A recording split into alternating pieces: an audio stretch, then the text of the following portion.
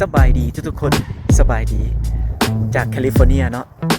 หลายคนก็สิมีความสงสัยในตัวของเขาว่าเป็นอย่างคือว่าจอยลงแล้วมันนี่บางคนก็สิคิดว่าหลังจากที่จอยลงแล้วจักหน่อยเราก็สิตุ้ยคืนขึ้นเนาะเฮาก็สิเว้าให้ฟังเนาะว่าเฮานะก็ยอมรับว่าจอยลงหลายและล่าสุดได้สั่งน้ำหนักก็ประมาณ58กิโลนี่แหละบางเทื่อจอยลงเนาะก็57 58 59แถวๆนี้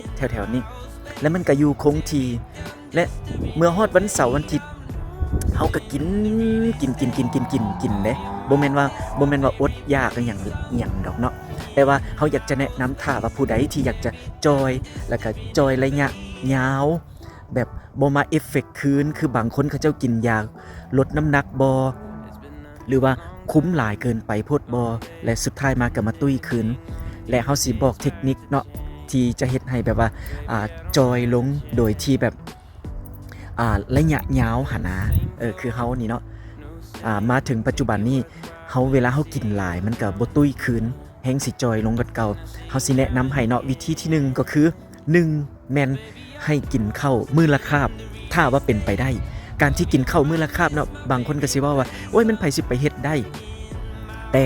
ถ้าว่าเฮาพยายามเนาะภายใน3มื้อ4มื้อ5มื้อก็เริ่มจากแบบกินน้อยๆไปก่อนและหลังจากนั้นก็ลดลงอาจจะเริ่มจาก2คาบต่อมื้อหรือว่าถ้าหิวแห้งก็กินน้อยนึงก็ได้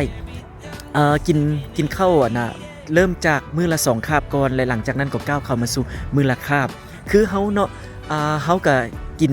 ตั้งแต่วันจันทร์ฮอดวันศุกร์นะแม่นกินข้าวพยายามกินมื้อละคาบแต่ว่าตอนแลงบางเทื่อหิวน้อยนึงก็กินมาจอบมาแจ๊บน้อยนึงแล้วก็เซาเนาะส่วนวันเสาร์อาทิตย์เฮาเต็มที่เลยเฮากินแต่กินจังไหนก็บ่ตุ้ยคืนเนาะและอันที่2แม่นเคลื่อนไหวหลายๆเฮาสามารถที่จะย่างออกกำลังกายก็ได้หรือว่าเฮาจะย่างหรือว่าออกกำลังกายก็สุดแล้วแต่ว่าให้เคลื่อนไหวหลายๆเท่าที่จะหลายได้เนาะก็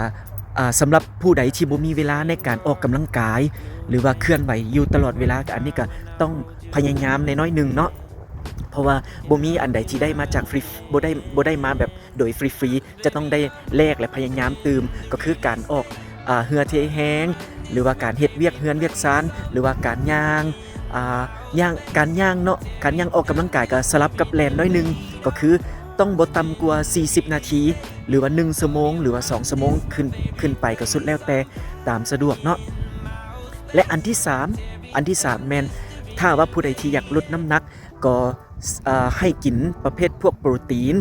โดยเฉพาะแม่นกินซีน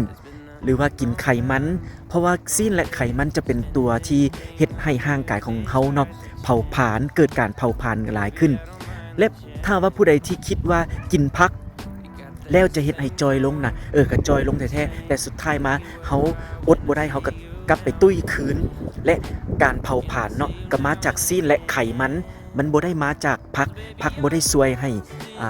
ห้ระบบร่างกายของเฮาเฮ็ดเวียกแม่นซีนไข่โปรตีนซีนไข่ไขมันบางคนก็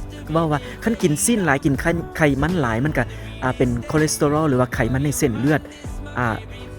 ก็แม่นเนาะก็บ่ได้หมายความว่าเฮาจะกินในปริมาณหลายปานนั้นซึ่งเฮาเองเนาะเวลาเฮากินข้าวเฮามักเน้นซีนหลายกว่าก็มีผักมีหยังแน่แต่ว่าเฮาเน้นซีนหลายกว่าก็มันช่วยให้เฮาแบบว่าร่างกายของเฮาเนาะเป็นมีเกิดขบวนการเผาผลาญเกิดขึ้นจึงเฮ็ดให้เฮาจอยลงสำหรับผู้ใดที่อยากจะปฏิบัติตามก็ปฏิบัติตามได้เด้อลองไปเฮ็ดเบิ่งเด้อและตอนนี้เฮาก็กินข้าวมื้อละคาบและก็ออกแรงงานนั่นแม่นหมายความว่าเฮาไปเฮ็ดเวียกอยู่บนโรงงานเฮาก็ได้เคลื่อนไหวอยู่ตลอดเวลาเฮ็ดเวียก10มื้อนึง9ชั่วโมง10ชั่วโมง11ชั่วโมงเนาะก็ได้เคลื่อนไหวอยู่ตลอดเวลาและพอฮอดวันจันทร์ฮอดวันศุกร์กันแม่นเฮากินมื้อละคาบแต่วันเสาร์วันอาทิตย์เฮากินเต็มที่โดยที่แบบบ่สนใจหยังเลยทั้งกินกาแฟกินนมกินขนมกินหยังสุดยอดแต่ว่าก็ยังจอยอยู่คือเก่าลองไปปฏิบัติตามเบิ่งเด้อบ๊ายบาย